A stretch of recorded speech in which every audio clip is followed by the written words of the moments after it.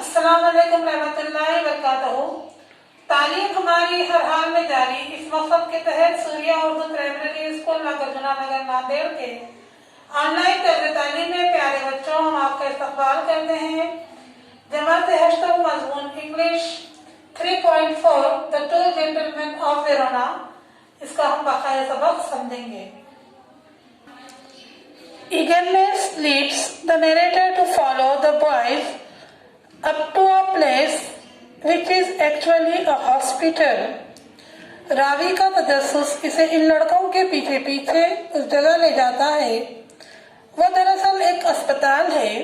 On peeping through a room led by a nurse, he realizes that boys are talking to a girl who resembles them. एक nurse के बताए हुए कमरे में झांक कर देखने से इसे मालूम हुआ कि वो लड़के एक लड़की से बात कर रहे हैं जो इनसे मुशाबहत रखती है। He does not feel like intervening and thus asks the nurse the details about the boys.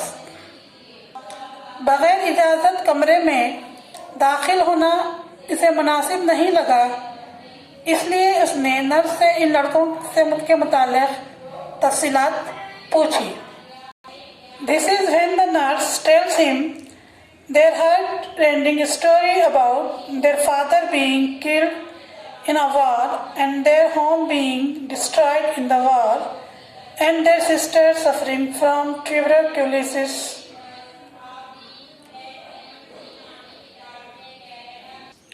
इस वक्त नर्स ने इनके दिल दहला देने वाली कहानी सुनाई कि इनके वालिद जंग के दौरान मारे गए हैं और जंग में ही इनका मकान तबाह हो गया है। इनकी बहन तब्दीक टीबी के मर्ज में मुब्तला है। The brothers live in a shelter and literally stay only so that they can pay for their sisters treatment. वो दोनों भाई एक पनाहगाह में रहते हैं और अपनी बहन के इलाज का खर्च अदा करने के लिए वो खुद तकरीबन फाका करते हैं। So keeping a secret and helping their sisters, they have shown that war has not shaken their spirit. इस तरह इसे राज रखते हुए अपने बहन की मदद करते हुए इन्होंने ये दिखाया कि जंग ने इनके